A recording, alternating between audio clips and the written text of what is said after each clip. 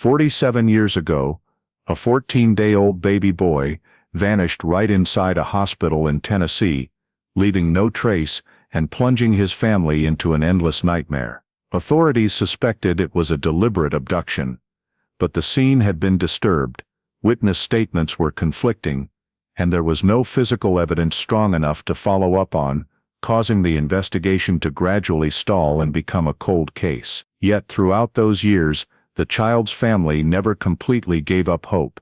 believing their son might still be alive somewhere under a different name. Then, decades later, from what seemed like a very ordinary personal decision, an unexpected clue emerged, forcing the past buried since 1975 to resurface and shake up the entire case file. Before we dive deeper into this remarkable story, let us know where you're watching from, and don't forget to subscribe to the channel so you don't miss the next cold cases. In 1975, Tennessee still carried the feel of a slow-paced and insular American South, where local communities operated more on familiarity and mutual trust than on rigid control procedures. Hospitals back then were seen as absolutely safe spaces, where people believed anyone in medical uniform represented authority and proper care, especially in maternity wards, where young families entrusted the full vulnerability of their newborns to a system they had no reason to doubt. The Jordan family lived in Knoxville, not wealthy or standout in any way, but stable and truly ordinary in every sense. The father worked full-time, the mother had just given birth to their first child after an uncomplicated pregnancy, and their life in those early postpartum days revolved around simple routines: waking to the baby's cries, hurried meals, quiet afternoons in the hospital room, where everything seemed programmed to unfold safely and orderly. Paul Jordan was just 14 days old, far too young for any memories. His existence at that point was tied completely to his mother's arms. She rarely took her eyes off him, not out of fear, but from the natural instinct of a first-time mother, and it was precisely that bond that made her the direct, almost sole witness to what happened in the brief moments before everything slipped off its familiar track. In that environment of near absolute trust, nurses came and went without much explanation. Taking a baby for checks or to another room was routine. No one asked for paperwork, no one thought to verify identity, and that very normality created a dangerous foundation no one recognized. The woman who appeared that day didn't draw attention in a suspicious way. She wore clothing like medical staff, moved naturally through the maternity ward, spoke briefly and decisively, as if long familiar with the space. Her behavior wasn't rough or rushed, just a few very small offbeat details that in the moment, Paul's mother noticed but quickly dismissed, because there was no reason to doubt someone who looked like they were simply doing their job. The hesitation lasted only a few seconds before being replaced by trust that this was just standard procedure, and it was in that psychological gap that the child was taken from the room without any resistance or alarm. When the mother realized Paul was gone, her first reaction wasn't panic but confusion. She thought it might be a mix-up, that her son was being cared for somewhere in the ward. The family began searching spontaneously, walking the hallways, asking people around them, calling Paul's name with the simple hope that a few more steps would find him in another bassinet. As time passed without answers, confusion turned to worry, then to fear as every open door revealed no baby inside, and only then came the sense that what was happening was no longer within the realm of ordinary error. The Jordans, who had never faced any emergency like this, fumbled between continuing to search instinctively and admitting they had completely lost control. When the undeniable truth that Paul was no longer in the hospital became clear, the decision to call police was made in a state of both desperation and fragile hope.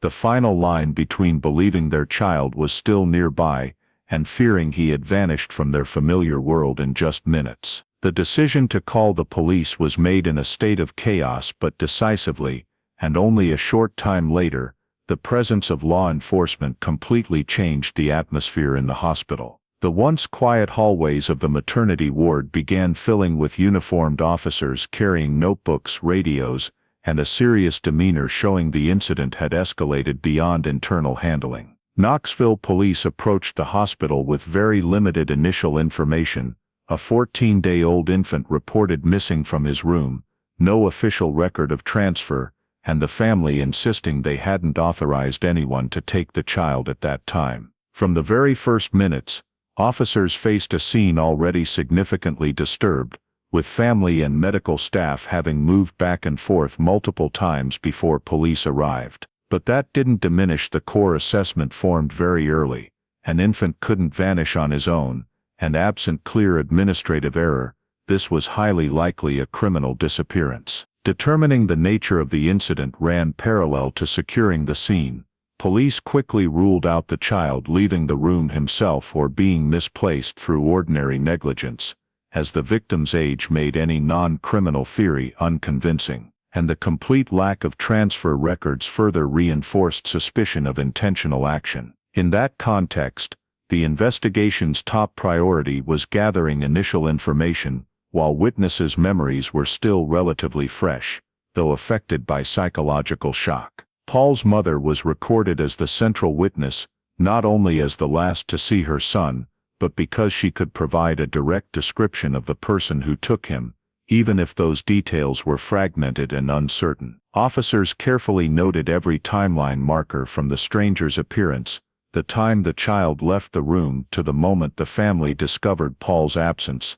because in infant cases, every passing minute could make a decisive difference. Alongside working with the family, police collected background data from on-duty medical staff, not as formal interrogations yet, but to understand how the maternity ward operated in that time frame, who entered the area, and whether any anomalies had been noted but overlooked. Through quick assessment, investigators saw the hospital's access control system left virtually no tangible traces, no surveillance cameras, no key cards, no mandatory checklists for anyone carrying a baby from a room, which made tracing from the start disadvantageous, and forced reliance mainly on human statements. The case's urgency escalated almost immediately, as officers recognized this wasn't just a hospital missing person, but likely an infant abduction, a rare but especially serious crime, where even small delays could rapidly diminish recovery chances. In that context, preliminary assignment decisions were made on site.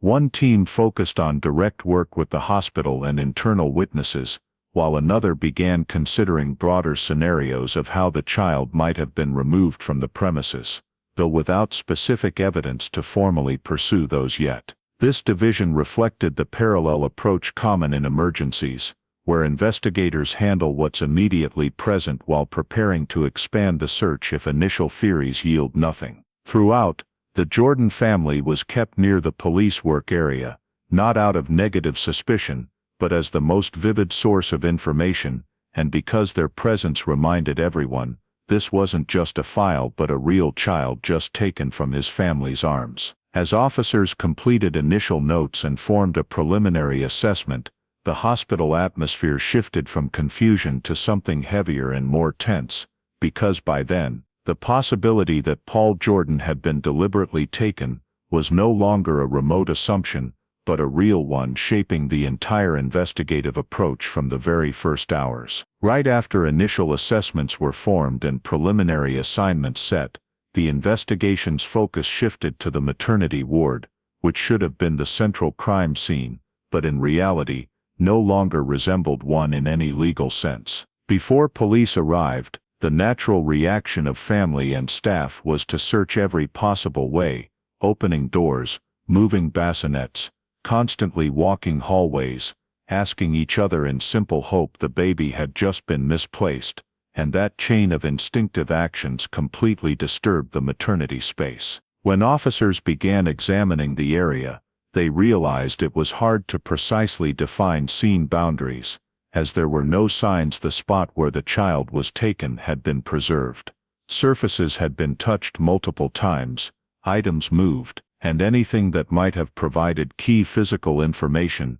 had blended into the ward's ongoing daily activity. The failure to secure the area promptly didn't stem from indifference, but from the reality that in the first minutes after discovering the missing infant, Neither hospital nor family fully realized they faced a serious criminal situation, and by the time police established that possibility, the most basic opportunities to preserve the scene were gone. Officers swept every patient room, hallway, and entrance/exit in the ward, but everything showed a continuously used space, with no clear signs of struggle, no items oddly left behind, no traces suggesting forced action. In that context, the lack of physical evidence became a structural limitation from the start, as the incident timing overlapped with normal ward operations, staff changing shifts, patients and visitors moving freely, all contributing to blurring whatever might have existed initially. Officers faced the reality of no fingerprints to compare,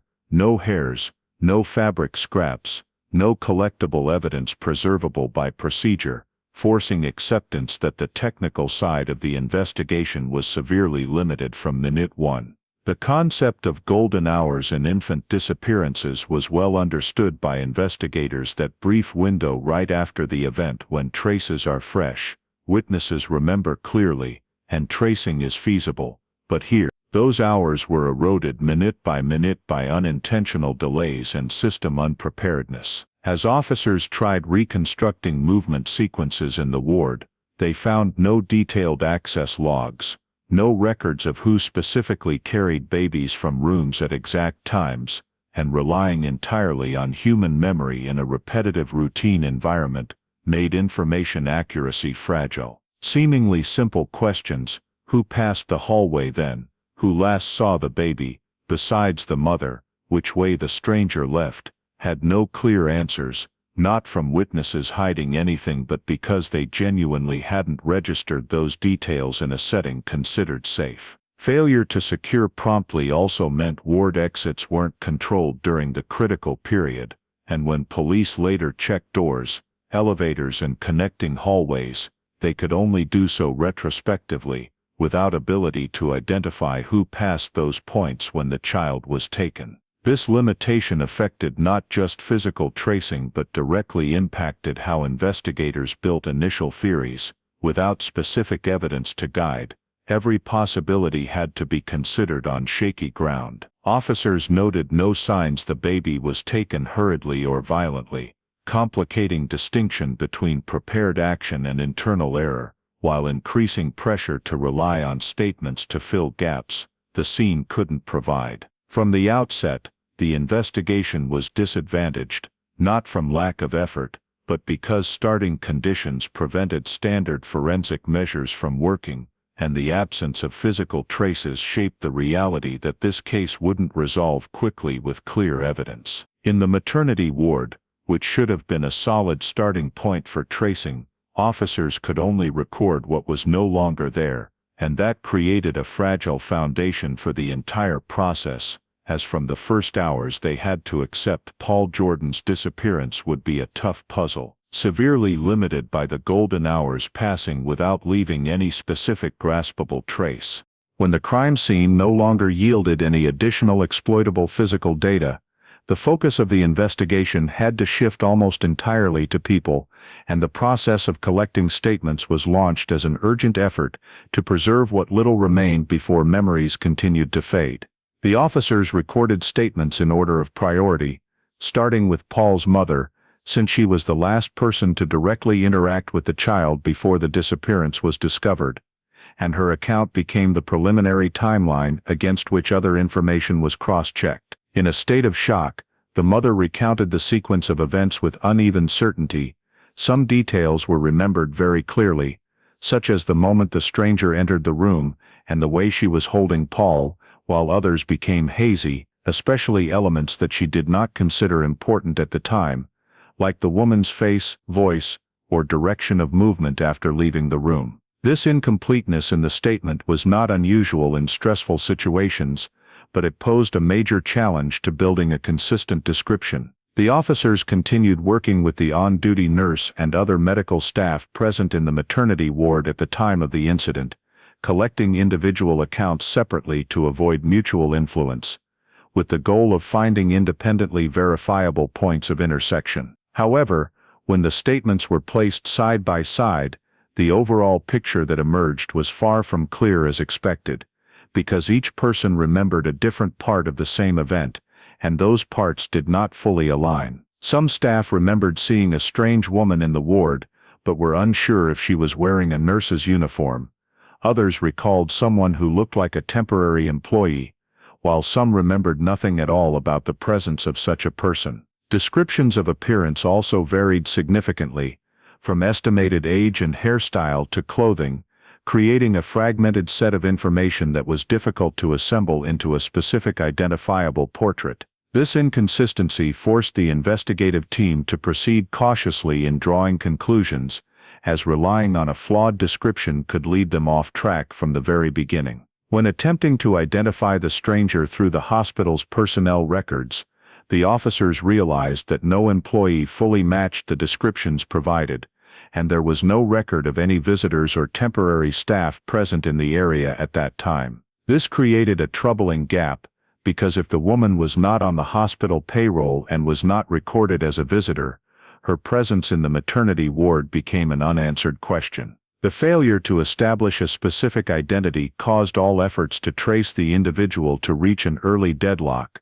while simultaneously raising the suspicion that this stranger may have deliberately blended into the hospital environment by relying on the default trust afforded to those who appeared to be medical staff. In the process of compiling the statements, the officers also noted another important factor: no witness reported seeing any act of force or conflict, which meant that the possibility of an internal error could not yet be completely ruled out, but it also fit the scenario of a calmly and premeditated act. From the statement data, a central suspicion gradually formed, not based on specific evidence, but on the convergence of what could not be explained: the appearance of a person with no record, the child being taken without resistance, and the complete absence of any signs that a legitimate procedure had taken place. This suspicion was not immediately formalized into an official hypothesis, but it began to guide how the officers framed subsequent questions,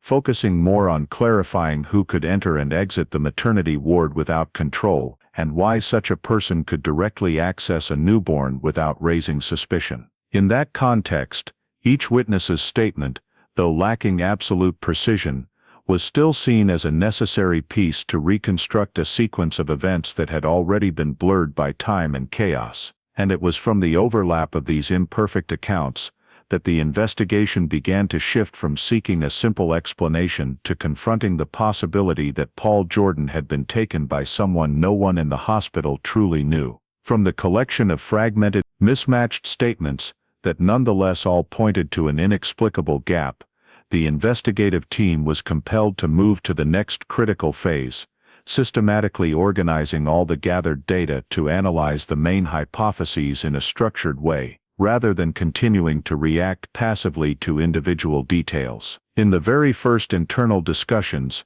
3 possibilities were weighed: a serious administrative error within the hospital, a mix-up in newborn care procedures, or a deliberate act from outside, namely abduction. Each hypothesis was examined based on what was known, and no less importantly, based on what was entirely absent from the records. The administrative error hypothesis was analyzed first, as it was the least disruptive explanation, and aligned with the initial mindset of both the hospital and the family. However, when compared to reality, it quickly revealed irreconcilable points, as there was no paperwork recording Paul's transfer to another room, no nurse admitting to performing such an action, and no other newborn in the ward mistakenly mixed up at the same time. The gradual elimination of the simple error possibility did not happen in a single moment, but was the result of repeatedly reviewing internal procedures, where each question led to the same tentative conclusion: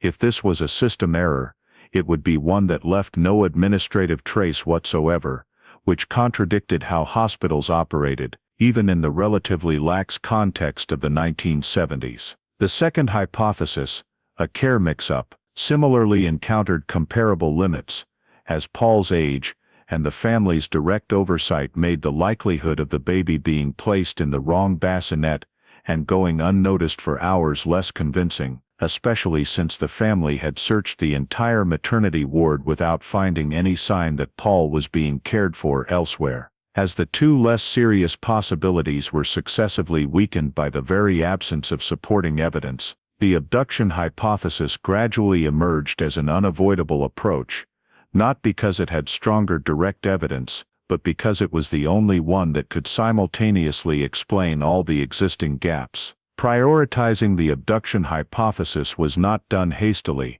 as the investigators understood that this was a heavy direction, requiring significant resources and carrying considerable social consequences, but key factors such as the appearance of a person with no record, direct access to a newborn without suspicion, and the child's complete disappearance from the hospital system formed a logical chain that was hard to ignore. Once the abduction hypothesis was placed in priority, the investigative approach also began to change accordingly, from searching for an error to fix, to searching for a subject who had acted deliberately, and possibly with preparation. This shift required the investigative team to reassess resource allocation, as it was no longer sufficient to focus solely on the hospital's internal aspects. The scope needed to expand to external possibilities, even without specific leads pointing to an exact direction. In short meetings held right at the hospital, the officers in charge of the case agreed to divide investigative tasks by functional areas, with one group continuing to dig deeper into the hospital's procedures and personnel to ensure no internal detail was overlooked, while another began examining scenarios involving an outsider exploiting security vulnerabilities to remove the child from the area. This resource allocation reflected the necessary balance between not abandoning old hypotheses and preparing for more complex investigative directions, as at this stage, every decision had to be based on incomplete information and made under increasing time pressure. The investigators also had to consider the psychological impact on the family and community, as publicly prioritizing the abduction hypothesis could cause widespread panic, while delaying it too long risked losing critical tracing opportunities. And this tension was evident in how they chose their words in internal discussions, as well as when working with the hospital. In the process of establishing the investigative direction, another notable point was the absence of modern technical tools, making all analysis heavily dependent on deduction and the individual experience of the officers, which further highlighted the importance of correctly identifying the priority hypothesis from the start. When the decision to prioritize the abduction hypothesis was agreed upon, it was not just a label for the case but a commitment to how the remaining time, manpower, and resources would be used, as from that point on, every investigative action was guided by the assumption that Paul Jordan had been deliberately taken out of the hospital by one or more individuals. This establishment did not provide immediate answers, but it created a clearer logical framework for the next steps, while marking the moment when the case officially crossed the boundary from a medical incident to a full-fledged criminal investigation, with the focus placed on understanding who had the motive, capability and opportunity to carry out such an act in what was considered the safest environment for a newborn. Once the abduction hypothesis was established as the priority direction, the investigative team returned to the starting point of the entire incident with a different perspective, no longer viewing the hospital merely as the backdrop where the incident occurred,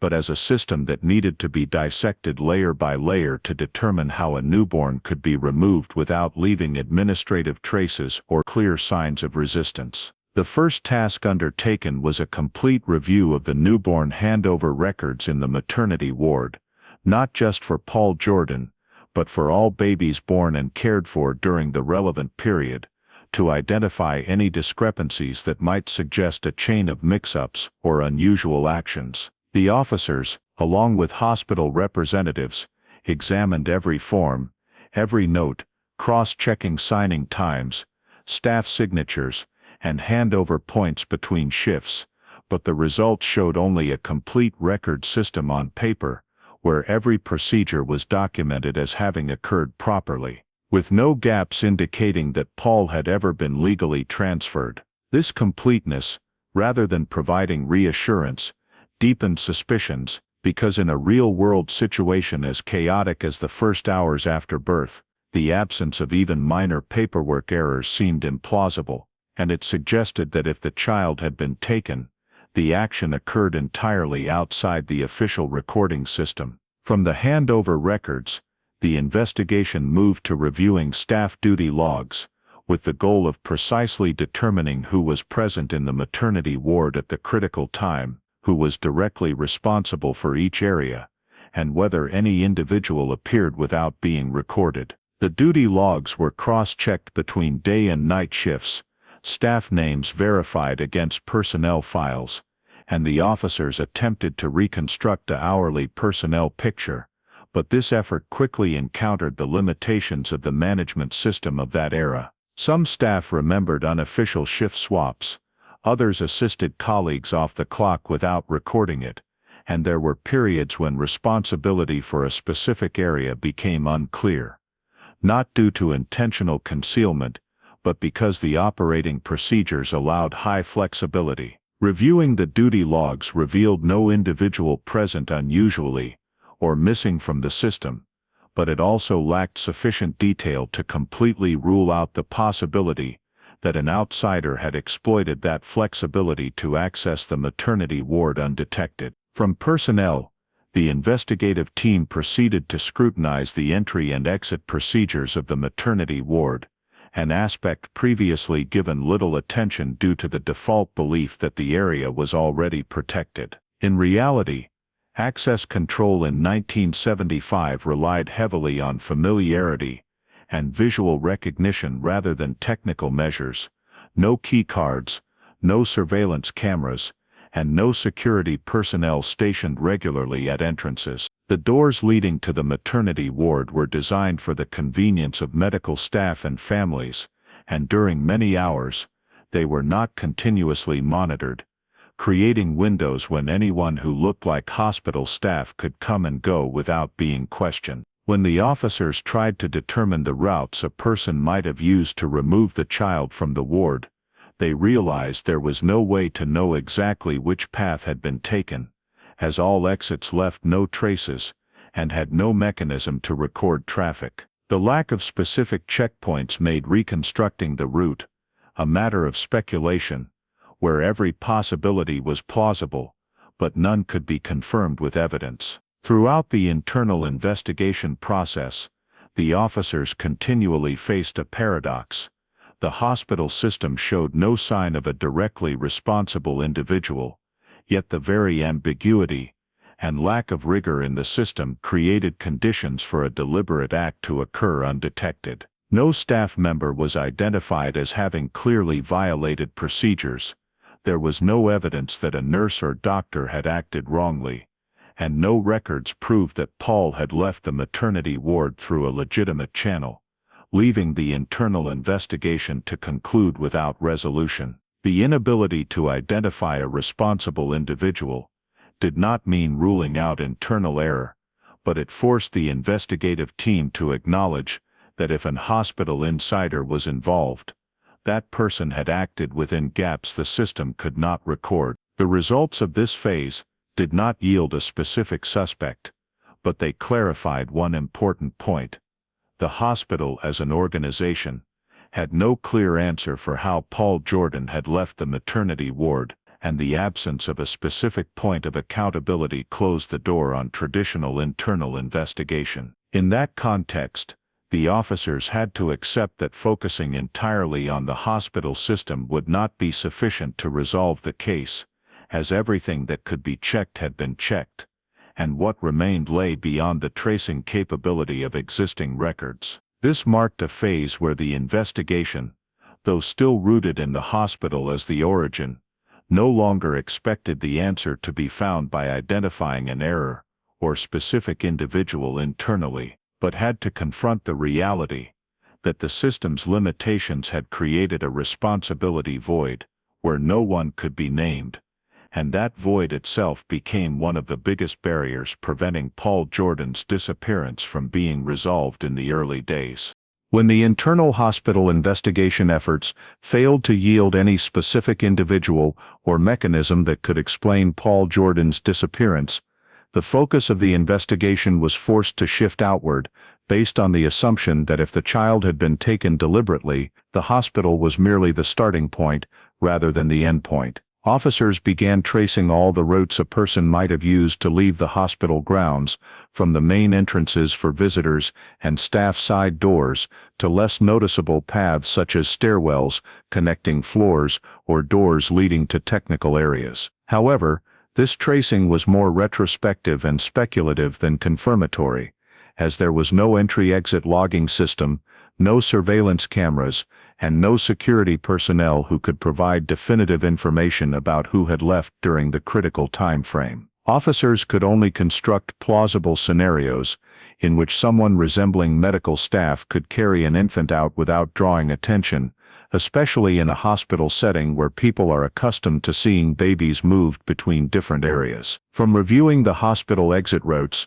the investigation expanded to nearby transit points, based on the assumption that if the child was taken off the premises, the perpetrator might have sought to leave the city as quickly as possible. Train stations, bus depots and public pickup/drop-off points within Knoxville were checked. Staff lists and shift workers were interviewed, but all under conditions of limited information, as there was no sufficiently specific description to narrow down a clear suspect. Questions were asked about whether anyone had seen a woman carrying an infant moving through the area at that time, but responses were often vague memories, uncertain, or non-existent, since the sight of someone carrying a baby was not unusual in everyday life. In parallel with transit points, investigators also checked motels and inns near the hospital, places seen as ideal temporary stops for someone wanting to avoid attention before continuing onward. Motel owners were questioned about guests who had stayed during the relevant period,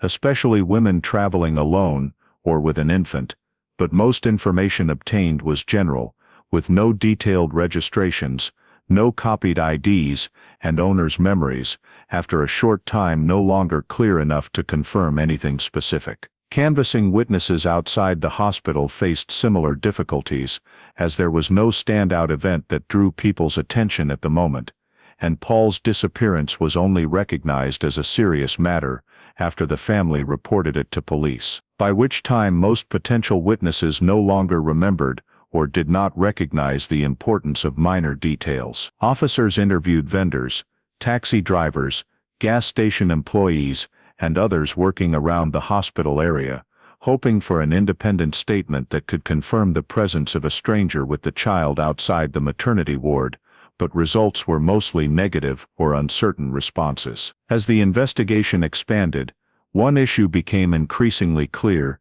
the absence of a specific reference point dispersed every tracing effort, since without knowing exactly how or in which direction the person had left, every checkpoint was just one possibility among many. The investigative team also faced limits on time and resources, as each passing day without new leads significantly reduced the chances of gathering useful information from the community, and already faint memories became even less reliable. Expanding the investigation beyond the initial scene did not bring the breakthrough hoped for. Instead, it exposed a troubling reality: that if the act of removing Paul from the hospital had truly been carried out calmly and with preparation, the perpetrator had effectively exploited the ordinariness of the surrounding space to blend into the flow of daily life without leaving significant traces. When officers compiled the results from reviewing hospital exits, transit points, and external witnesses, the picture that emerged was not a chain of leads to follow, but an ever-widening void, where each investigative direction ended in ambiguity. Leads dried up not due to lack of effort, but because the nature of the case had been shaped from the start by the absence of physical evidence and heavy reliance on human memory, in an environment not designed to detect or prevent such acts. Investigators were well aware that each day without a new discovery pushed the case further toward unsolvability, as without a suspect, reliable witnesses, or a clear tracing direction. Every expansion effort merely lengthened the list of checked locations without narrowing the core question of where Paul Jordan had gone and who was responsible for his disappearance. In this state, the investigation continued formally, but in reality, it began facing an invisible limit, where the persistence of law enforcement collided directly with gaps that could not be filled by traditional investigative methods, and the silence of external leads became the clearest sign that the case was gradually slipping out of reach of the initial urgent efforts. As the outward expansions from the scene successively closed without yielding any specific discoveries, the investigation entered a markedly different phase from the tense early days, where the pace was no longer driven by new leads, but dominated by the repetition of old unanswered questions. Internal update reports showed no reliable new information recorded for many consecutive days. Supplemental interviews yielded no data beyond what was already known, and every hypothesis examined circled back to the same initial bottleneck: the lack of verifiable evidence to advance further. The absence of new leads was not the result of stopping the search, but the consequence of every feasible avenue having been checked within the constraints of the era's conditions, from the hospital to the surrounding community, from administrative records to witness statements, all leading to the same provisional conclusion that the case could no longer be pushed further with the applied investigative methods. In this context, the issue was not just failing to identify a suspect, but that no individual or group stood out enough to become the focus of further efforts, as there was no sufficiently specific description, no clear connection to the family or hospital, and no convincingly established motive. The lack of a suspect rendered all additional investigative activities groping in the dark, where each step consumed resources without truly narrowing the scope of suspicion. Over time, practical pressures began reshaping how law enforcement allocated resources, as other cases with more concrete evidence, clearer suspects, and higher resolution potential continually arose, forcing commanders to make difficult prioritization decisions. Investigative resources dedicated to Paul Jordan's disappearance, which had been mobilized at a high level initially, began to be gradually withdrawn, not because the case was taken lightly, but because the system had to operate within tangible limits of manpower, time, and budget. The original investigators assigned full-time gradually shifted to handling multiple files, specialized meetings became less frequent, and the frequency of internal updates decreased when there was no new data to discuss. In internal memos, the case was described with more technical than urgent phrasing, reflecting the shift from an ongoing pursuit to a file maintained for future reference. The decision to move the file to inactive status was not made in a single moment, but was the result of a gradual decline in investigative intensity, where each day without progress further reduced the justification for continuing high-level resource mobilization. When this status was formalized on paper, it marked a significant turning point in the legal life of the case, as from that point, Paul Jordan's disappearance was no longer treated as an open investigation in the usual sense, but became a stored file, ready for re-examination if and when new information emerged. Moving to inactive status did not mean the case was completely forgotten, but it changed how the system responded to it, from proactive searching to passive waiting, from continually asking questions to recording and preserving what was known. The case file was reorganized, reports were bound, and documents collected in the early weeks were archived as a record of efforts made, rather than a foundation for near-future actions. For the Jordan family, this shift was not always perceived clearly through administrative terms, but manifested in increasingly sparse contact with investigators, update calls no longer carrying new news, and responses becoming more repetitive, emphasizing that no additional information had been recorded. Within the investigative force, the case began to be referred to as an unsolved example, illustrating the limits of investigative work in the absence of technical tools and supporting data, and that very labeling reflected its new position in the system, not at the forefront of priorities, but on the list of unanswered questions. Failing to identify a suspect also meant no specific legal actions could proceed, no charges to pursue, no trial to prepare, and thus no clear timeline for any resolution. The inactive file became a static entity, existing as a reminder that a child had vanished, whom the system had not recovered, and that every effort within the era's capabilities had been made, but still fell short of providing answers. The prolonged silence of new leads not only altered the case's legal status, but also shaped how it was remembered internally in law enforcement, as an instance where everything was done correctly by procedure yet the outcome remained deadlock. When the file was moved to inactive, it did not close the story in an emotional or moral sense, but it ended the urgent investigative phase, and from that point, Paul Jordan's disappearance existed in the system as an open question,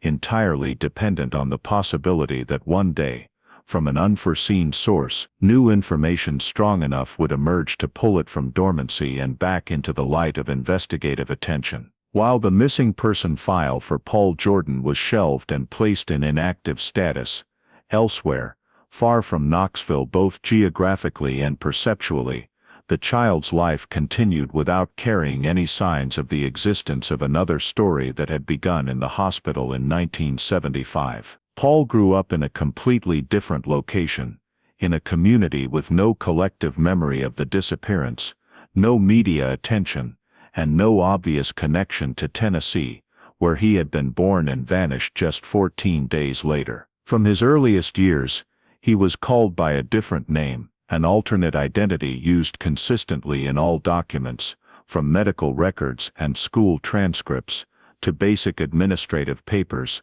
creating a legal and social shell, solid enough that no one, including himself for many years, had reason to doubt its legitimacy. This identity was not a temporary role, but the foundation for his entire personal development, where all relationships, memories and experiences were built around an origin story taken as given. Paul's new living environment did not have features that prompted questions. It was a family, a neighborhood, a school system where he was raised according to normal standards, learning to adapt to the surrounding world without knowing that a crucial part of his personal history had been severed from the start. There were no signs that he was treated differently or faced overt identity conflicts in his early years, as everyone around him accepted his story as obvious, and that very consistency made the alternate identity more solid over time. In this context, Paul had no access to any original information about his birth,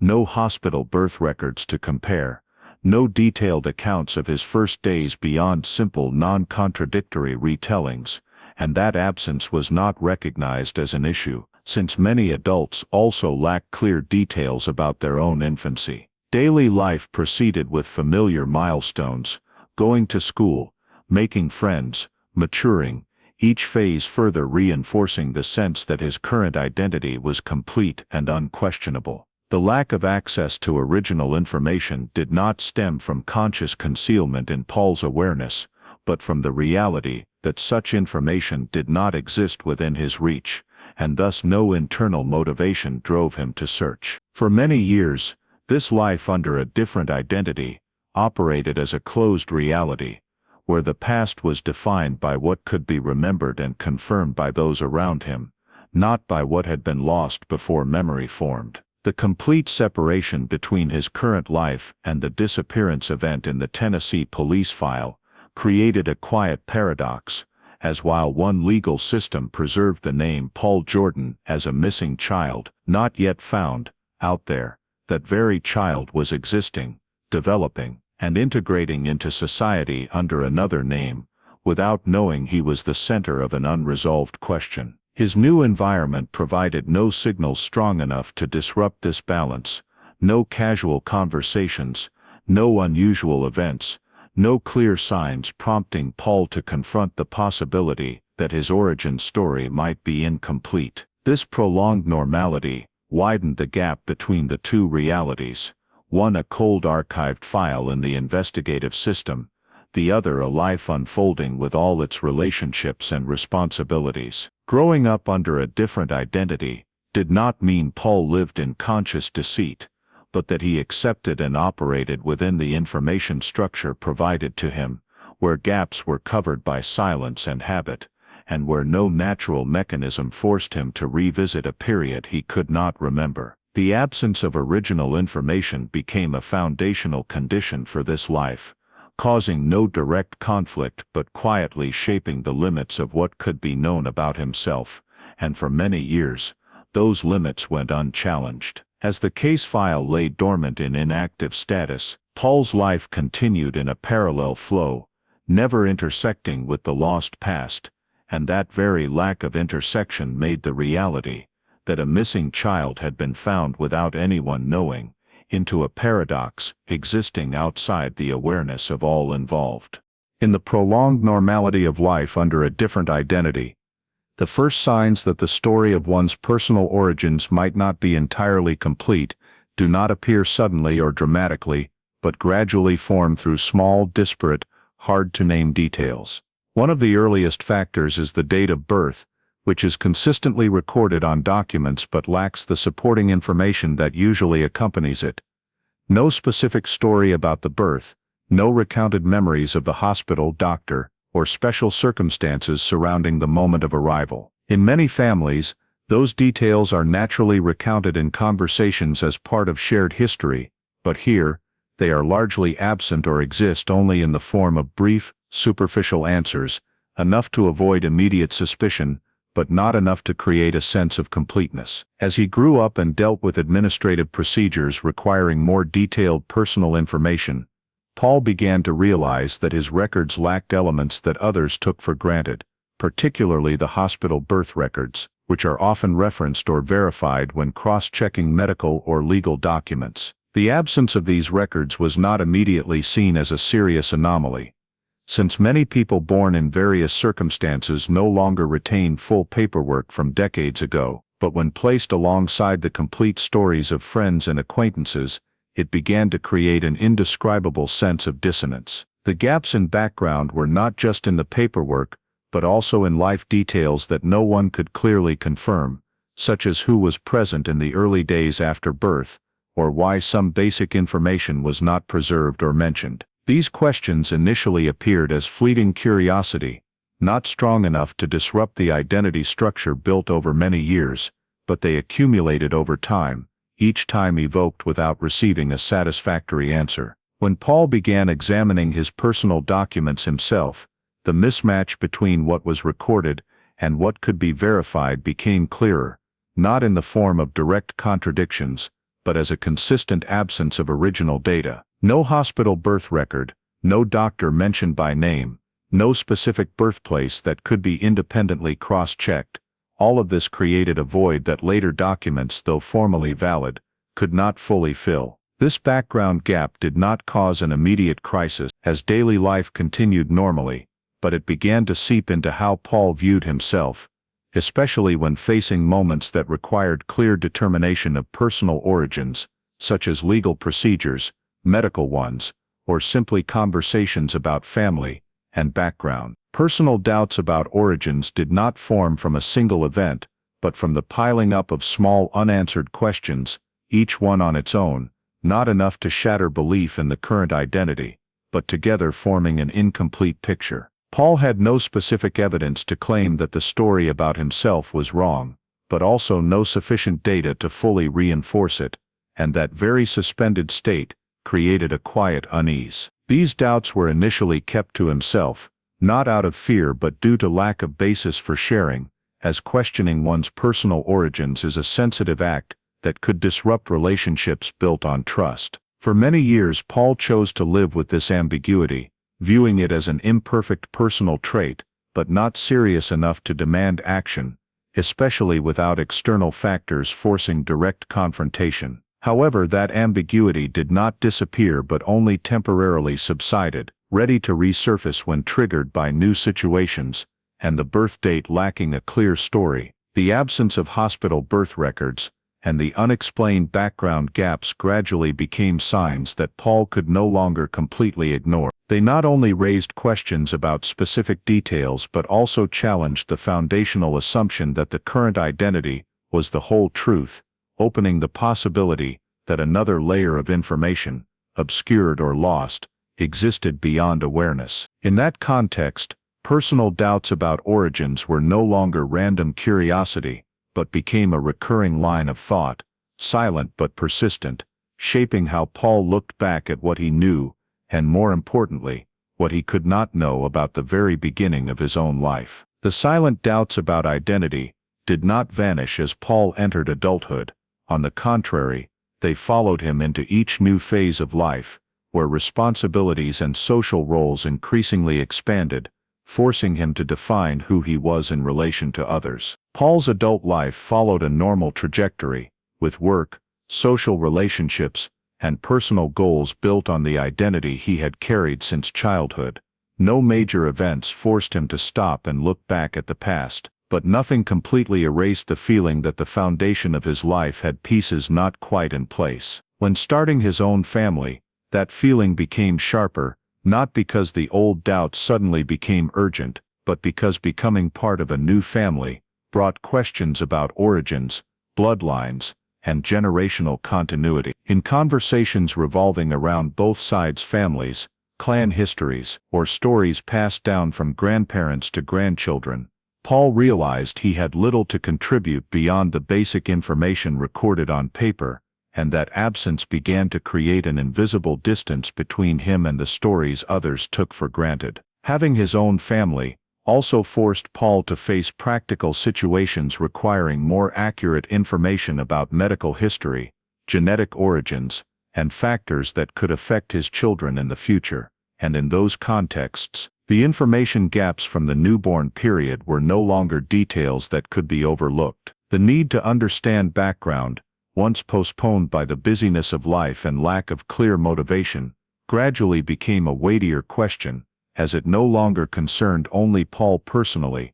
but also those he had responsibility to protect and care for. However, this need did not immediately turn into concrete action, as questioning personal origins always carried emotional and social risks that could disrupt relationships built over many years, and Paul had no clear evidence to justify digging up the past. The question of background thus continued for many years as a recurring thought, appearing in quiet moments when he had time to reflect on what he knew and what remained out of reach. Small sporadic efforts to seek information, like re-asking old details or reviewing existing papers, often ended in the same familiar loop, with no new data to add, and no convincing answers to close the issue. Meanwhile, life continued to flow, with important milestones marked by current events, rather than full understanding of the past. And this parallelism created a quiet tension, where Paul both accepted the current identity to live and work, and could not completely dismiss the feeling that an important part of his life story remained untold. Adulthood and building his own family did not make the personal question clearer in terms of information, but it shifted the focus of the question from personal curiosity to responsible need, from wanting to know for himself to wanting a reliable answer to pass on to the next generation. For many years, that question existed without a specific moment to erupt or be resolved. It seeped into how Paul thought about himself and his place in family and society, becoming part of his personal awareness that no one else truly saw. The prolongation of this question was not a failure in seeking answers but a consequence of lacking tools, information, and a clear starting point, causing every effort to stop at speculation. Looking back on the path traveled, Paul realized that the question of background had accompanied him through most of his adult life, changing shape with each phase but never completely disappearing, and its persistent existence showed that identity is not only defined by what is recorded on paper, but also by the unfilled gaps, the unresolved questions that people carry as part of themselves. The persistent existence of unresolved questions finally brought Paul to a point where continuing to ignore them was no longer an easy choice, not because of a specific event, but due to the accumulation of time, responsibility, and the need to fully define himself. The personal motive driving the decision to seek answers was not impulsive, but formed from layers of overlapping thoughts, from the desire to clearly understand his own origins, to the need for accurate information for his own family, and further to the feeling that living without knowing for sure where he came from created a void that could not be filled by assumptions or passive acceptance. Paul recognized that the traditional search methods he had considered in the past, like re-asking family stories or reviewing old papers, had reached their limits and could no longer yield new information, while technological advancements had opened another path, less dependent on human memory and more on unchangeable biological data. Access to DNA technology emerged in that context as a practical and worthwhile option, not as a solution expected to immediately resolve every question, but as a tool capable of confirming or refuting foundational assumptions about blood relations. Paul learned about DNA testing through public sources, aware that this technology was increasingly common and used not only for medical purposes, but also for tracing family origins, connecting relatives, and determining biological relationships. This approach did not occur in a state of haste or desperation, but with careful consideration, as Paul understood that the test results, whichever way they went, would bring irreversible consequences in terms of perception and emotion. Before making the final decision, Paul took time to mentally prepare for the possibility that the results could confirm the current identity as accurate, or conversely, reveal a reality entirely different from what he had known for many years. Preparing for the test was not just simple technical steps, but also a process of setting limits on expectations, determining that the goal of testing was not to seek a dramatic story, but to approach the truth, even if that truth did not bring comfort or close all questions. Paul also considered the impact of this decision on those around him, especially his own family, as questioning personal origins was no longer a purely individual matter, but could affect how relationships were viewed and maintained. After weighing these factors, the decision to undergo DNA testing was made not as a dramatic search, but as a necessary step to end the prolonged suspended state, where questions existed without effective means to answer them. The testing process followed standard procedures, with sample collection and submission for analysis, but psychologically, it marked the shift from speculation to direct confrontation with objective data. During the wait for results, Paul had no additional information to cling to, and this void made the long-existing thoughts clearer, as for the first time in many years, he had actively created a mechanism capable of breaking the ambiguity. The decision to seek answers through DNA technology did not carry a guarantee that everything would become clear, but it brought the feeling that at least he was no longer standing still before the questions shaping his sense of self. Sending the test sample also meant accepting that the results, when returned, could not be ignored or interpreted arbitrarily, as DNA is a form of data, independent of memory, emotion, or recounted stories. In that context, this decision marked a clear boundary between the phase of living with doubts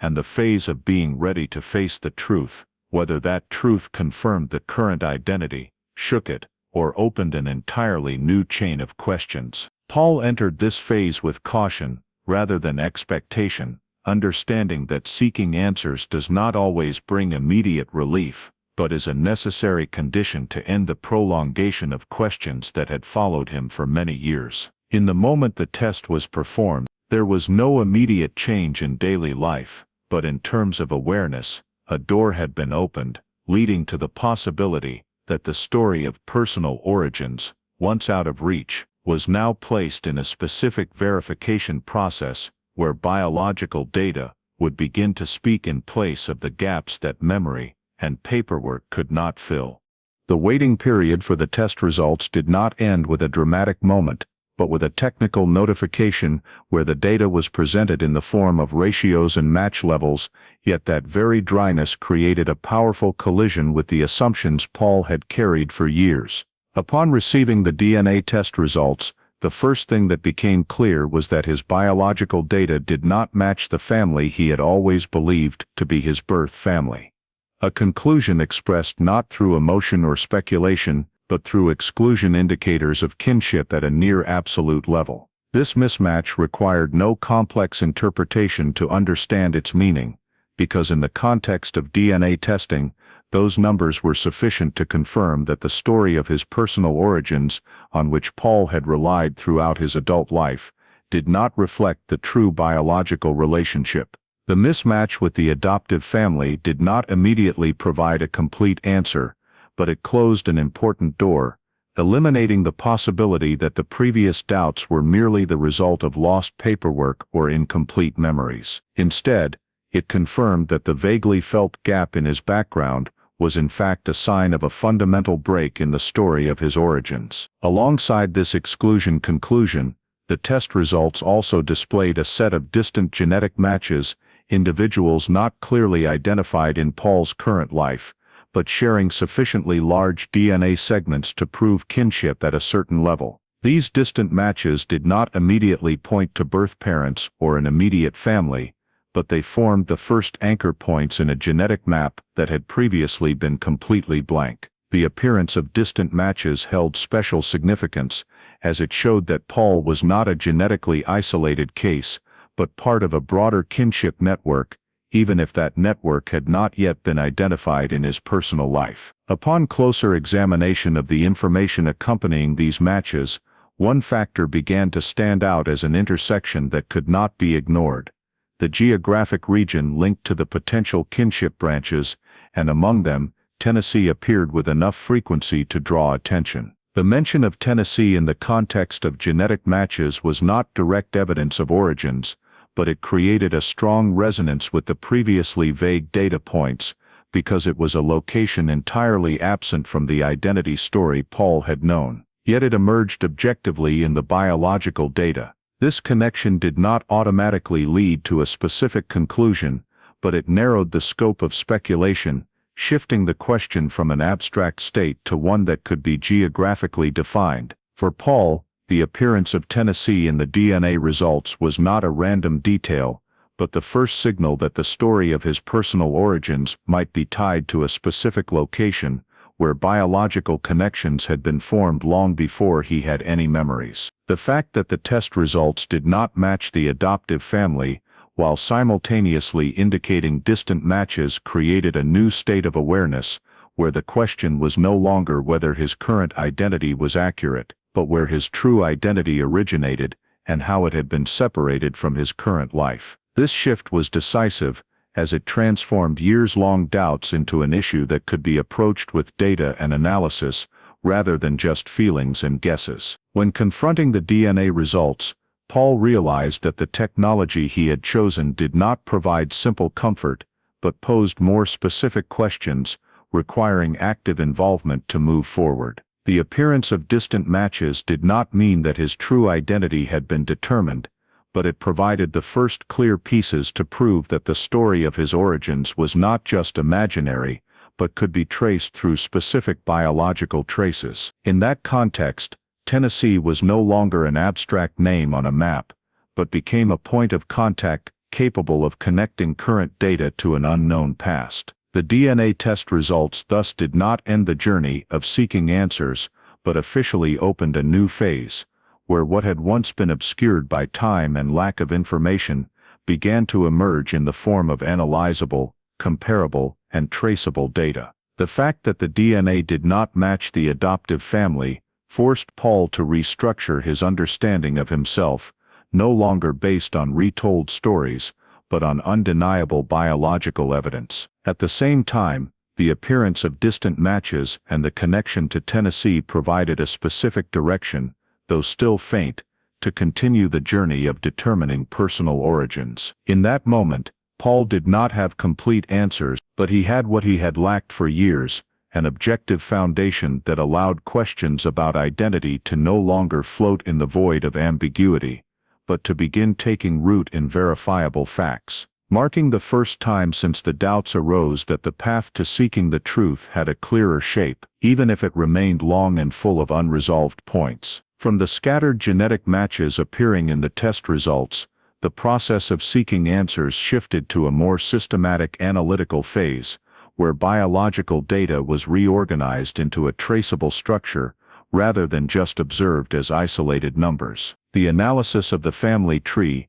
began by examining the degree of DNA overlap between Paul and each individual in the list of distant matches, determining relative kinship distance to infer their position in a hypothetical family tree, thereby building branches that could potentially intersect in previous generations. This process did not happen quickly, as each match provided only partial information, and connecting them required careful cross-referencing between genetic data and publicly available information such as family records, place names, and historical timelines. As the genealogy branches gradually took shape, a trend began to become clearer: the geographic concentration of many potential family branches in the East Tennessee area, a detail consistent with the geographic signal that had appeared in the DNA results, but now reinforced by multiple independent data points. Narrowing the geographic area was not just about spatial containment,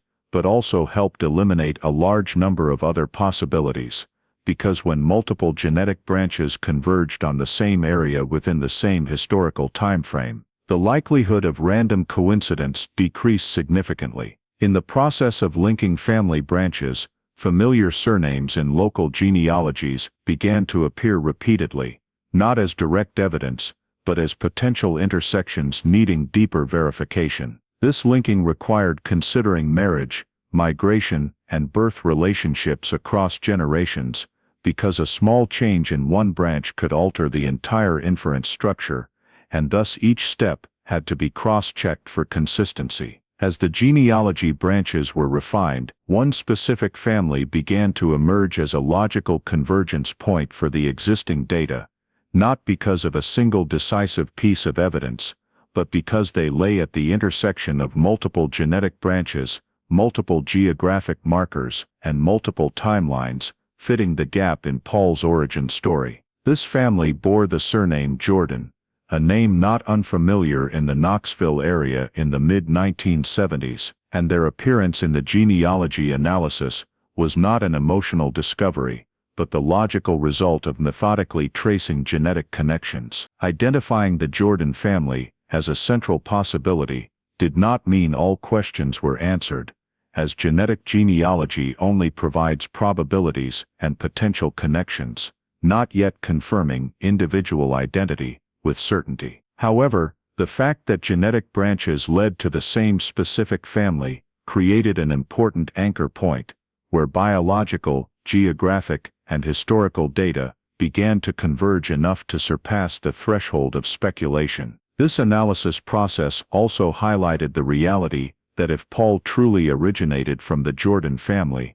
the break had occurred very early, before any personal memories could form, explaining why no social or emotional connections had been maintained between him and his original family over the decades. Linking family branches in the genealogy was not just a technical puzzle, but also a process of elimination, where each discarded possibility increased the reliability of the remaining ones. As branches mismatched in geography or timing were set aside, the remaining genealogy structure became neater, more focused, and the Jordan family emerged as a reasonable central point of the entire analysis. Although there remained a gap between identifying a potential family and affirming individual identity, pinpointing the Jordan family marked a significant turning point in the search journey, as for the first time, the question of personal origins was tied not just to a general geographic region or a set of distant matches,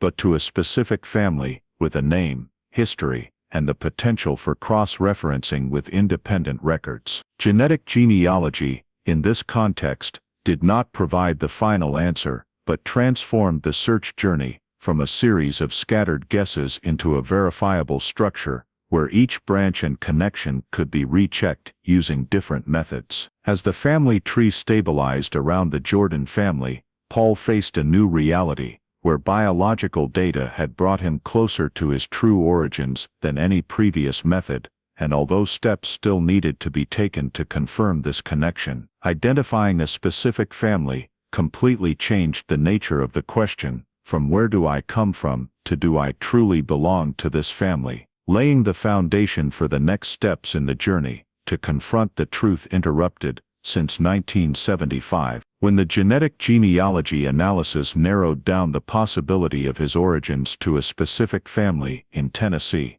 Paul stood at a new boundary where personal data was no longer sufficient to proceed further without the involvement of the legal system and authorities holding historical records. The decision to contact the investigative agency did not stem from a desire to create a new case, but from the realization that what he held had gone beyond the scope of a personal search journey, as the DNA data and genealogy inferences directly related to an officially recorded infant disappearance case. Paul prepared the necessary documents carefully, gathering the DNA test results, the list of genetic matches, the constructed genealogy diagrams, along with notes on the geographic connection to Tennessee, to present coherently that this was not just subjective feeling, but a set of verifiable data. Providing the DNA data was done with special caution, as Paul understood that the investigative agency could not act on guesses or emotions,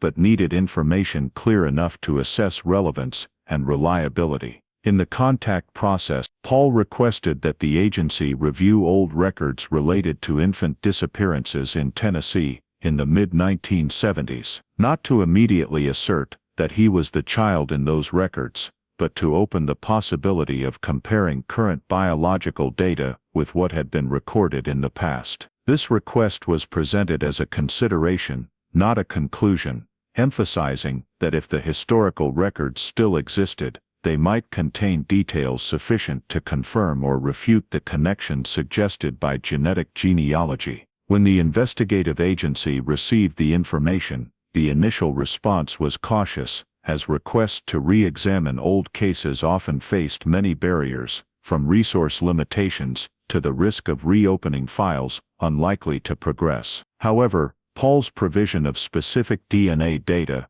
rather than just a personal story, made this request taken more seriously, as it carried the potential to create a rare intersection between modern technology and a case that had lain dormant in the system for decades. The investigative agency proceeded to assess the feasibility of reviewing the records, starting by determining whether documents related to the 1975 infant disappearance were still stored, and whether they contained enough detail to allow comparison with current data. This evaluation process did not occur in an immediate decision, but as a series of internal exchanges weighing the potential value of the new information against the practical limits of reopening an old file. Receiving information from Paul also raised legal and procedural questions, as using civilian DNA data in an official investigation context required strict compliance with privacy regulations and verification of data origin. Investigators had to confirm that the provided data was valid,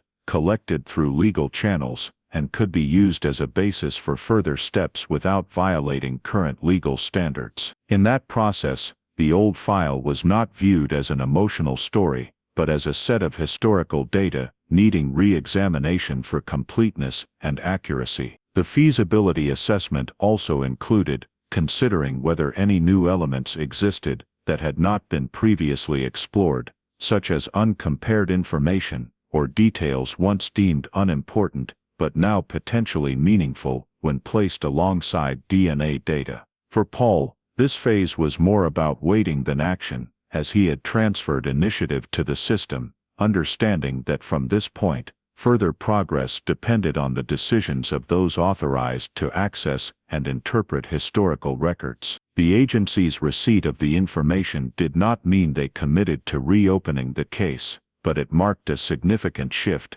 where the personal search journey was placed in an official context, subject to objective criteria, evaluation. In subsequent exchanges, the focus was not on retelling Paul's personal story, but on determining whether the DNA and genealogy data created a strong enough intersection with the historical records to justify allocating investigative resources. This evaluation reflected the necessary caution of the system, as each decision to re-examine an old file carried great responsibility, not only legally, but also ethically toward the involved families. As the feasibility assessment proceeded, one thing became clear: the DNA data had completely changed the status of this request, as instead of just a plea based on personal doubt, it became a proposal grounded in verifiable biological evidence, sufficient to make the investigative agency seriously consider the possibility that a disappearance once deemed unsolvable might contain an overlooked solution. In that context, contacting the investigative agency was not just a strategic step in Paul's journey, but also the intersection between an individual seeking origins and a system that had once recorded his disappearance as an unanswered question, laying the foundation for the possibility that modern data could force the past to be viewed in a different light. After the initial assessment of the feasibility of the newly provided data, the decision to remove the case from passive storage status and place it back under official review was made when the Tennessee Bureau of Investigation became involved, marking the first time in decades that the 1975 missing person file was approached with a completely different investigative perspective compared to the original context. The TBI's involvement did not occur as an immediate reaction, but as the result of a determination that the DNA data and genetic genealogy analysis provided a sufficiently strong objective basis to justify mobilizing the specialized unit, particularly in the context of old cases that lacked physical evidence and could now be reapproached through modern technology. The cold case unit took over the file in a central role, not only because of its expertise in handling long-dormant cases, but also because of its ability to place historical errors in the appropriate context according to contemporary investigative standards. This takeover meant that all documents related to Paul Jordan's disappearance were removed from storage, digitized, and reorganized into a structure that allowed direct comparison with the new data, rather than being viewed merely as isolated records of a closed investigation. The cold case unit's first focus was comparing the current DNA data with what could be extracted or inferred from the 1975 file, even though the original file contained no biological information in the modern sense,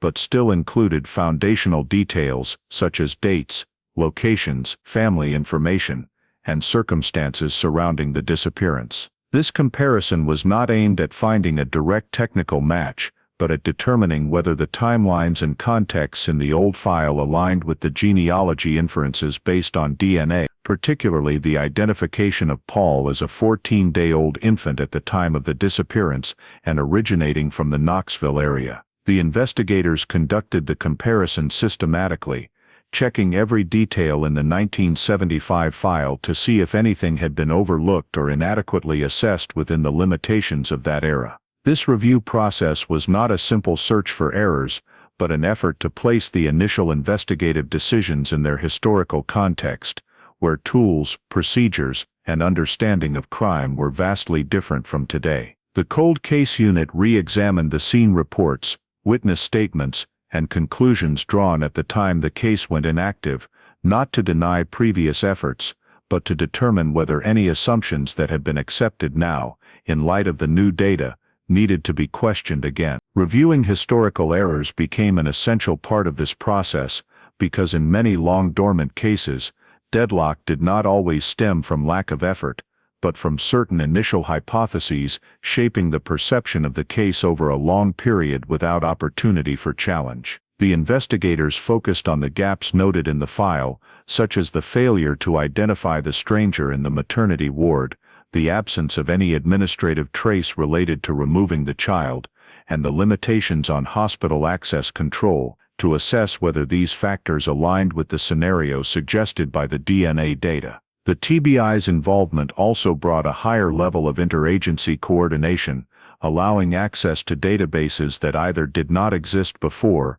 or were not connected, thereby placing the 1975 file within a broader information network. In this process, the cold case unit had to balance leveraging modern technology with respecting legal limits, particularly in using civilian DNA data to support an official investigation, requiring rigorous verification steps to ensure the validity and admissibility of the information. The DNA and historical file comparison did not yield immediate results, but it gradually created a convergence between two data streams that had existed in parallel for decades. One, the unsolved missing person file, and the other, the biological data of an individual living under a different identity. As the cold case unit investigators continued reviewing every detail, one thing became clear: many limitations that had prevented the initial investigation from progressing far were no longer decisive, because what once could not be verified could now be cross-checked through new tools. However, this process also highlighted that reopening the file was not just about adding new data to an old structure,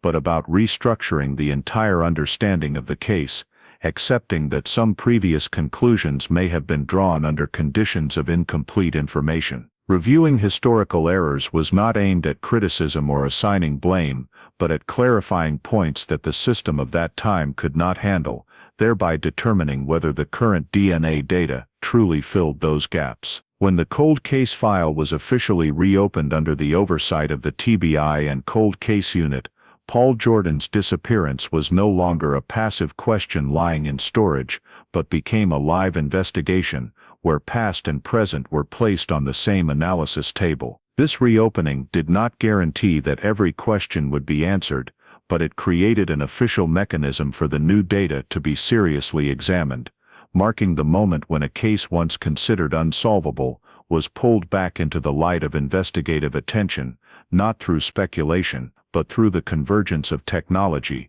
data, and determination to re-examine what had once been accepted as insurmountable limits. When the cold case file was officially reopened under the oversight of the Tennessee Bureau of Investigation, the next critical phase focused on directly cross-checking historical data with modern biological information to determine whether the convergence suggested by genetic genealogy could be confirmed by independent documents. The investigators began by reviewing all hospital records related to Paul Jordan's 1975 birth, including birth logs, admission records, nurse notes, and remaining administrative forms, not to search for a single decisive piece of evidence, but to assess the consistency between these data and the timelines and circumstances indicated by the DNA data. Cross-checking the hospital records did not yield a direct trace linking Paul to the current identity, as the 1975 documents were not designed to serve biological comparisons decades later,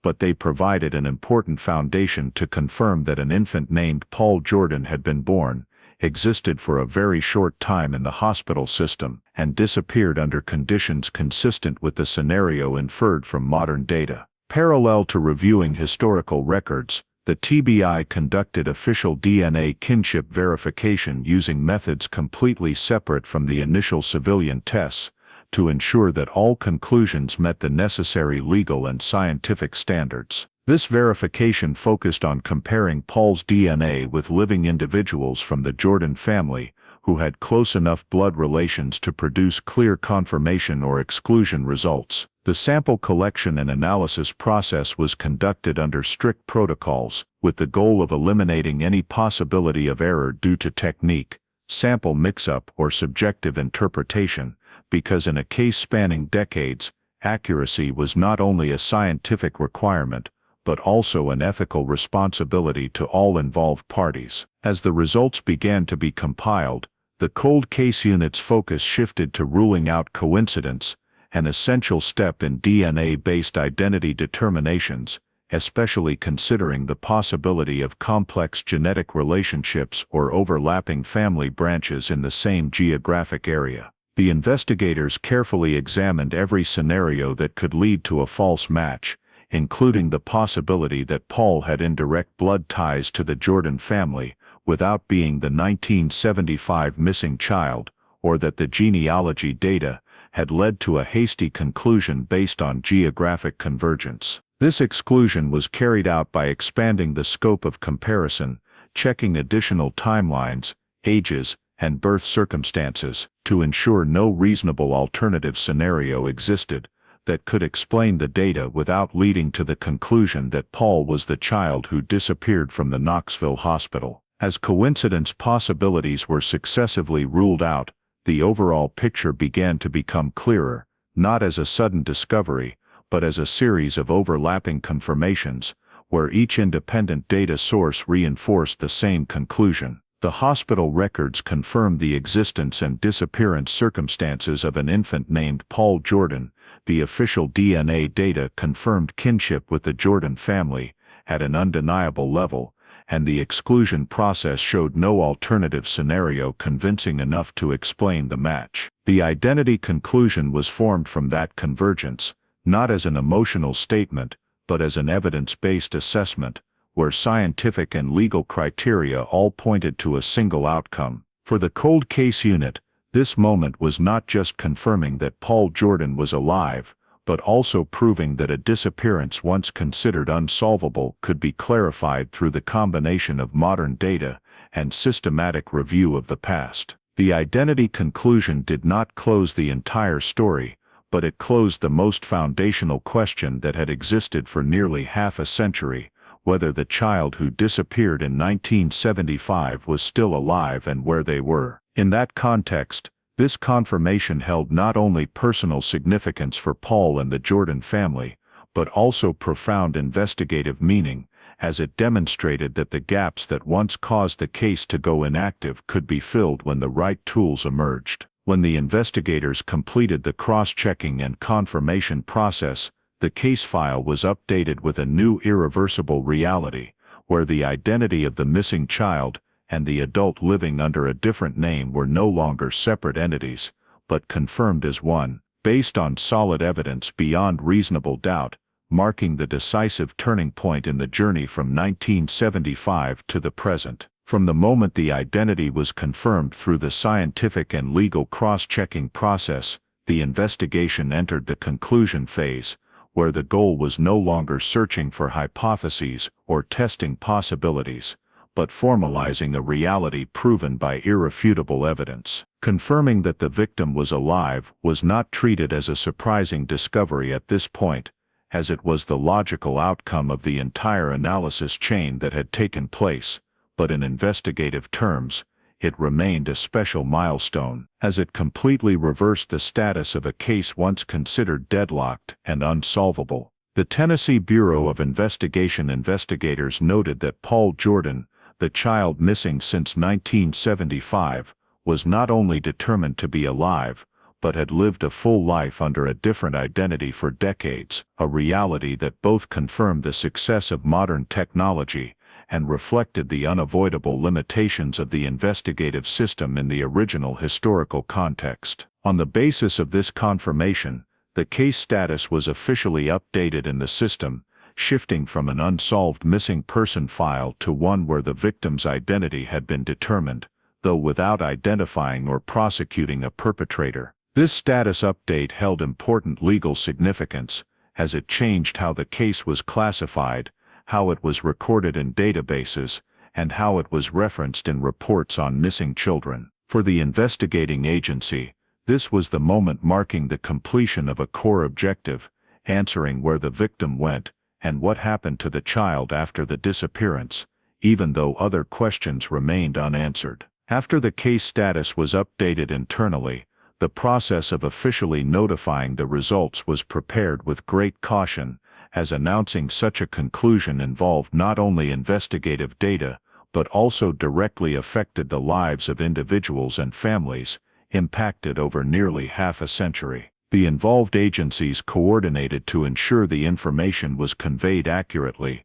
consistently, and without causing misunderstanding, emphasizing that the case was resolved in terms of identity determination, but that did not mean every aspect of the incident had been clarified. The official results notification was built on verified conclusions, clearly stating that Paul Jordan had been found alive through DNA data and file cross-checking, while also clarifying the current investigation's limits, particularly the lack of sufficient evidence to identify a perpetrator after such a long time. This notification was not intended to create a triumphant closed story, but to record a real investigative outcome achieved through scientific methods and persistence in re-examining the past. Within law enforcement internally, The investigation conclusion was seen as a prime example of the value of reopening cold cases when sufficiently strong new data emerges, while also serving as a reminder of the limitations past investigations faced without supporting technology.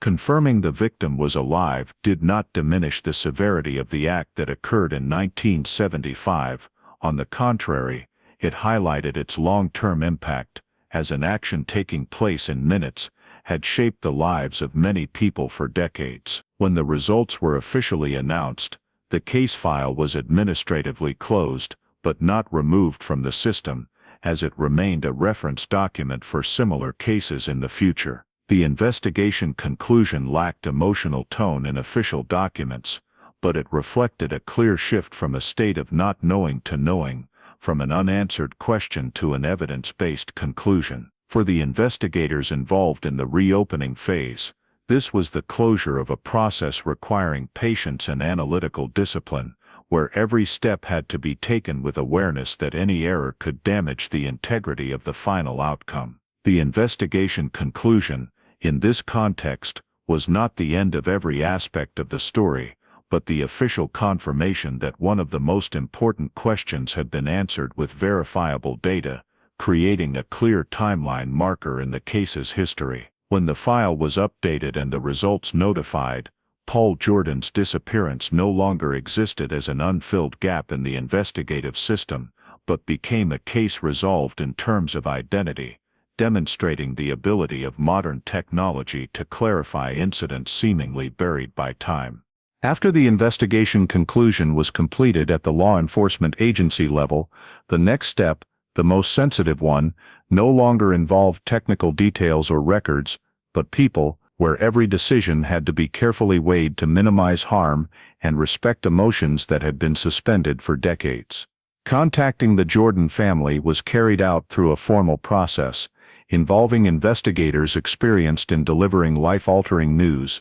because this was not simply about providing new data, but about confronting a family that had lived for nearly half a century in uncertainty about whether their child was alive or dead. Before direct contact, the investigators reviewed all information related to the current Jordan family, identifying surviving members, their relationships, and individual circumstances, to ensure the approach was appropriate and controlled. The initial contact did not include all the investigation details, but focused on confirming the family's identity and assessing their readiness to receive the information, as the investigators understood that delivering such a major conclusion in an unprepared encounter could cause severe shock. When the core information was conveyed, the Jordan family's reaction could not be summed up in a single emotion, as it was a mixture of hope, skepticism, and caution formed from years of living with loss. Confirmation of the information occurred in multiple steps,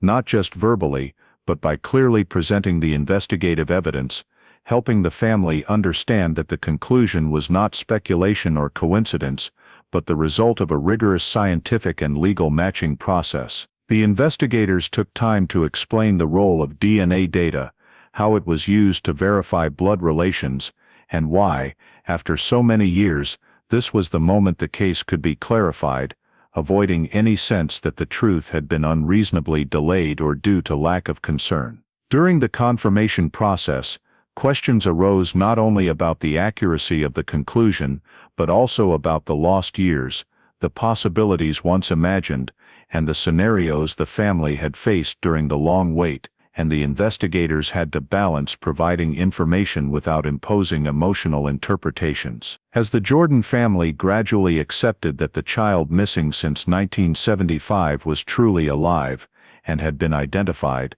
a new preparation phase began, focused on the meeting, not as a symbolic event, but as a step that needed careful preparation to ensure psychological safety for all involved. The meeting preparation was not rushed, as the investigators understood that after nearly half a century, those involved carried not just memories of a newborn, but different versions of the story, shaped by loss, hope, and adaptation. Logistical and psychological factors were considered in parallel, from determining the right timing and a neutral location to ensuring no external pressure distorted this moment. The Jordan family was encouraged to approach the process at their own pace, not as an obligation but as a respected choice, because reuniting with a long-missing relative does not mean all emotions will automatically heal. Throughout the notification and preparation, the investigators acted as intermediaries, not only conveying information but also managing expectations,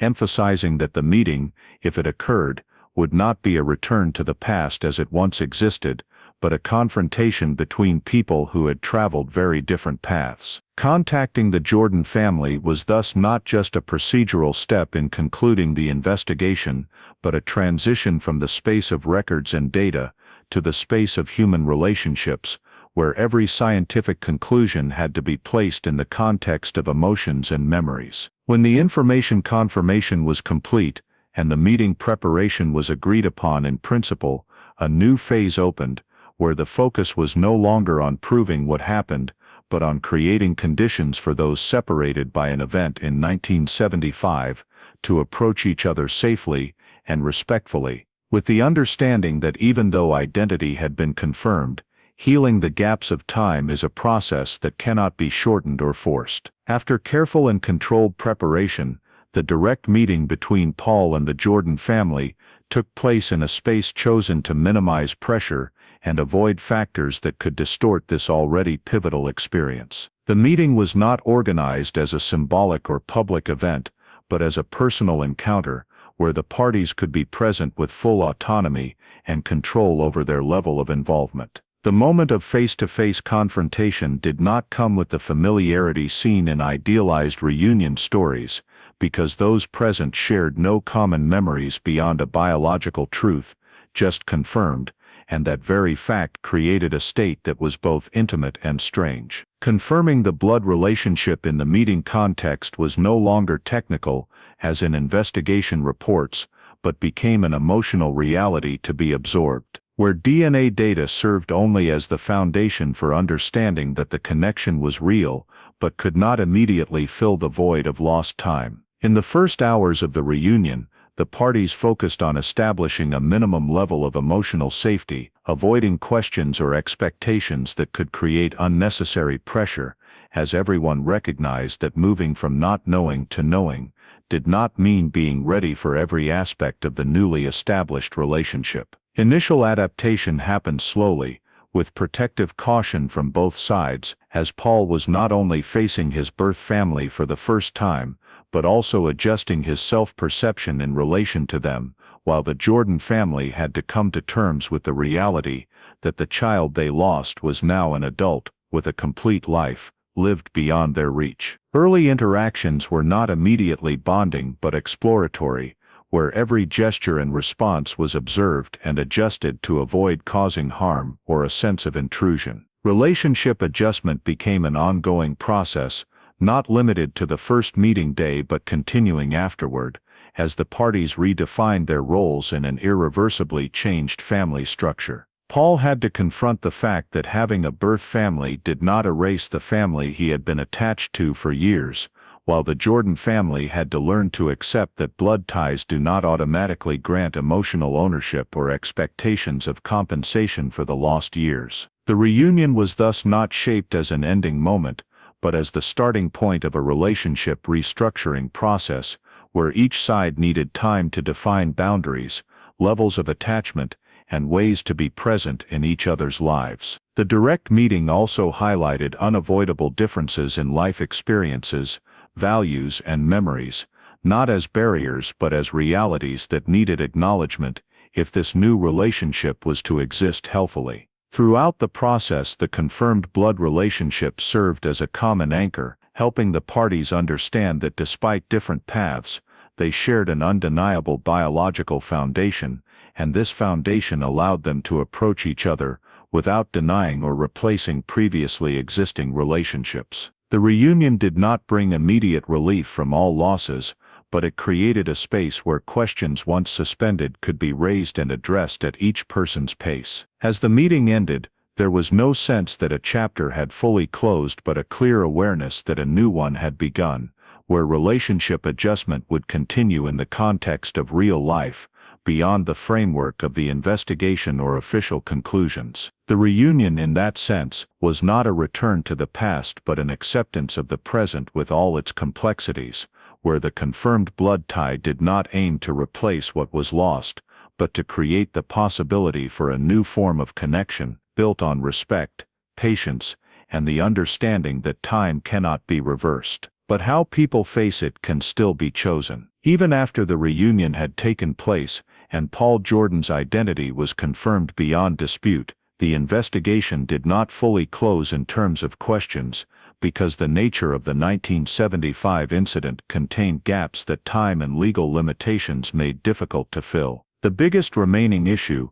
was the failure to identify the perpetrator who removed the child from the hospital, a gap that existed from the early days of the investigation and persisted even when the case was reopened with modern tools. The inability to identify the perpetrator did not stem from lack of effort in the reinvestigation phase, but from the reality that no physical evidence remained, no witnesses could provide new decisive testimony, and no administrative data was detailed enough to trace a specific individual after nearly half a century. Investigators from the Tennessee Bureau of Investigation had to acknowledge that although the victim's identity had been clarified, the original criminal act remained beyond specific prosecution, as all direct traces had been erased by time or never recorded in the first place. The direct consequence of not identifying the perpetrator was the inability to pursue criminal charges, a legal reality that also carried emotional weight for those involved. In the justice system, prosecution requires not only certainty about the victim's identity, but also a specific suspect, evidence strong enough to meet the burden of proof, and the ability to ensure a fair trial, all factors that were no longer feasible in the current context. Even in a hypothetical scenario where a specific individual had been involved, gathering evidence after decades would face insurmountable barriers, from deceased witnesses and faded memories to missing documents, or those no longer meeting current legal standards. The lack of criminal prosecution did not mean denying that a crime occurred but reflected the practical limits of the system when dealing with cases that extend beyond the capacity of standard procedures. During the case review, investigators considered various scenarios to understand the nature of the 1975 act, including the possibility that it was the lone action of an individual or the result of a more sophisticated organized effort. The lone actor hypothesis aligned with many elements in the original file, particularly the absence of signs of coordination among multiple people and the lack of similar cases using the same method in the same period at the hospital. Under this hypothesis, an individual could have exploited lax security procedures in the maternity ward, the default trust given to those dressed like medical staff, and the natural chaos of a hospital environment to act quickly and leave no trace. However, this hypothesis could not be definitively confirmed or refuted, as there was no direct data linking the act to a specific person. Alongside this, the possibility of organized activity, though not the primary scenario, was still considered, especially given historical records of baby trafficking or illegal adoption networks operating in decades before regulations were tightened. However, searching for evidence of this scenario also yielded no specific results, as there were no signs that Paul was moved through a larger network, no intermediary records, and no related cases forming a clear pattern. Questions about whether the act was lone or organized thus remained at the level of theoretical analysis, not crossing the threshold of speculation needed for an official conclusion. The limits of legal investigation became particularly clear in this phase, as investigators balanced the desire to fully clarify the story with the responsibility not to draw conclusions beyond what evidence allowed. The legal system in this case is not designed to fill every historical gap, but to handle acts that can be proven within specific time and evidence frameworks. When those conditions no longer exist, continuing deeper investigation risks shifting from seeking truth to unfounded speculation, a boundary that investigative agencies must respect. For the Jordan family and Paul, these unresolved issues created a complex reality, where the truth about identity had been clarified, but the question of who was responsible for the decades-long separation remained unanswered. The failure to identify the perpetrator did not diminish the meaning of the reunion, but it emphasized that legal justice and emotional closure do not always go hand in hand. In the concluding reports, investigators clearly noted that the case was resolved regarding victim identification, but not fully resolved regarding criminal responsibility, a key distinction to avoid creating false expectations about the degree of closure. These limitations also reflect a broader lesson about how long-term missing persons cases should be approached, even with modern technology. Not every question can be answered if foundational data was lost from the start. As the investigation reached its natural stopping point, the unresolved issues were not seen as failure,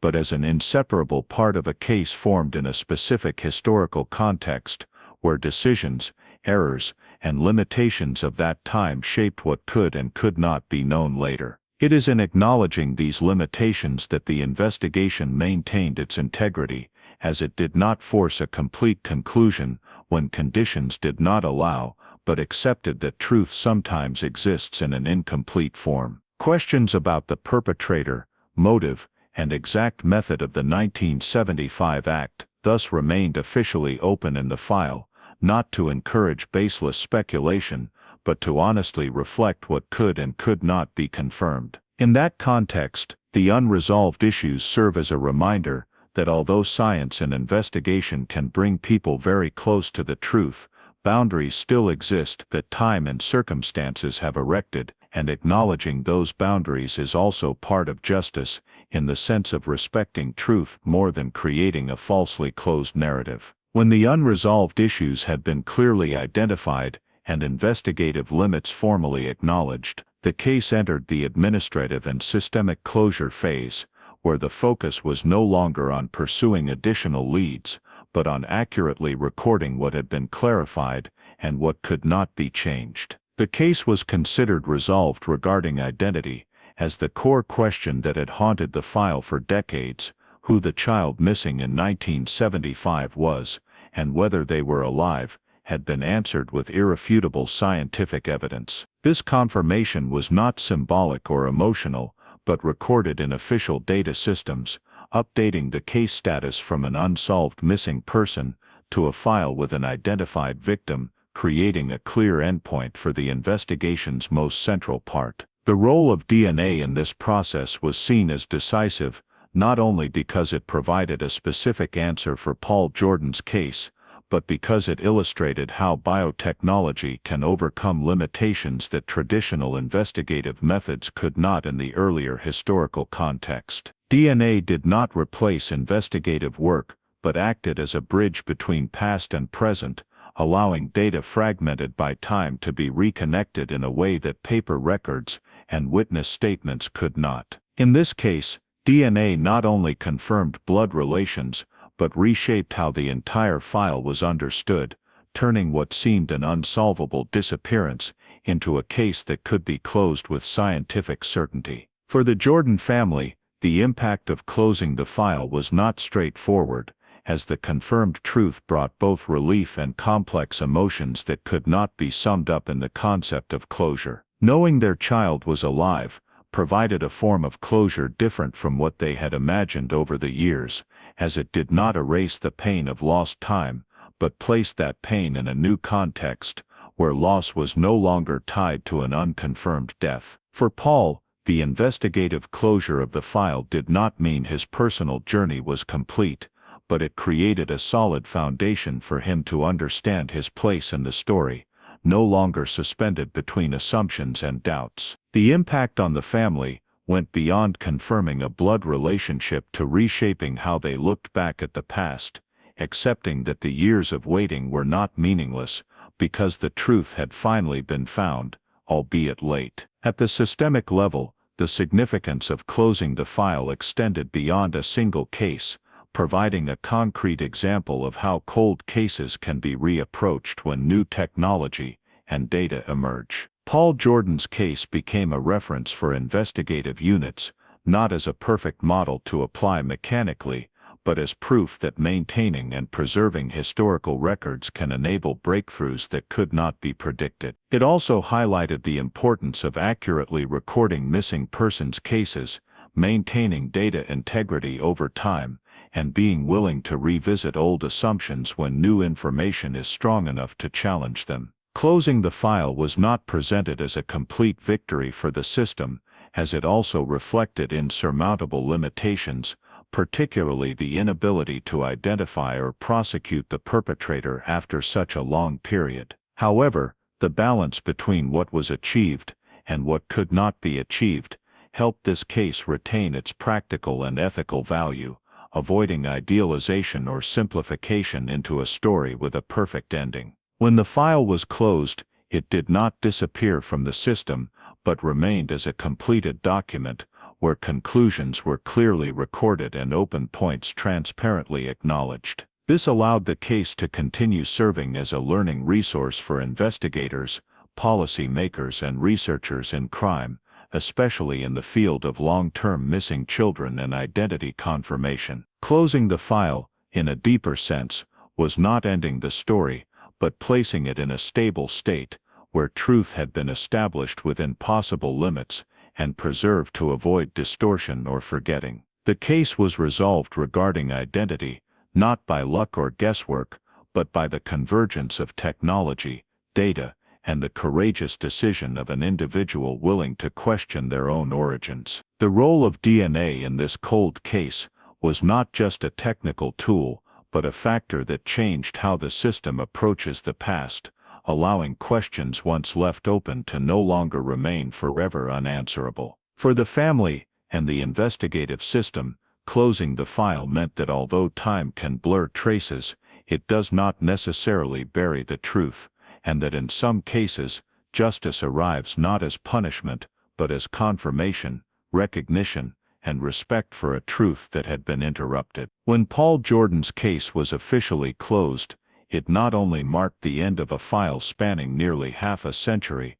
but also left a milestone showing human capacity to confront difficult questions, accept limitations, and still find meaning in clarifying the most essential: who someone went, how they lived, and ultimately that they were found. The story of Paul Jordan offers a very real-world lesson for America today. In a modern society, what determines safety is not the feeling that this place is trustworthy, but procedures and habits of verification. In 1975 in Knoxville, the Jordan family trusted the hospital and the person in a nurse's uniform. A few seconds of hesitation allowed a stranger to carry away their 14-day-old baby, and that very default trust, combined with the failure to lock down the scene in time, caused the maternity ward to be disturbed, physical evidence to be lost, the investigation to stall, and the file to become inactive. For American life today, the first lesson is to treat safety as a series of small actions in hospitals,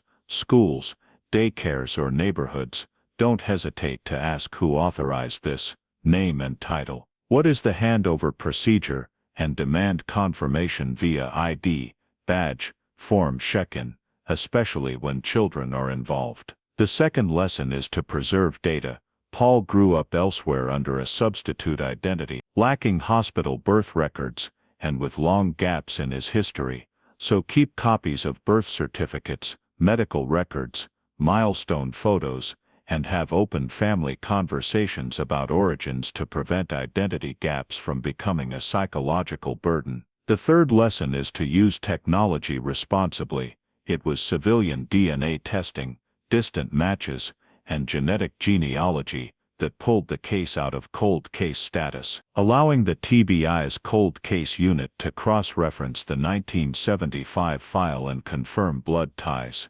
This reminds us that DNA can be a tool for truth and reunion, but we must consider privacy, share data selectively, and work with authorities when anomalies appear. The story also teaches that being found is not a miracle that ends everything, but the starting point of adaptation and relationship adjustment. So in real life, prioritize safety, transparency, and long-term psychological support for those involved, rather than just seeking a perfect ending. If you feel the story of Paul Jordan shows that truth can still be found even when buried by time, please subscribe to the channel to continue joining us on the journey through cold cases that seem to have no answers. Thank you for watching to the very end, and see you in the next video with another story, where justice, memory, and truth continue to be brought into the light.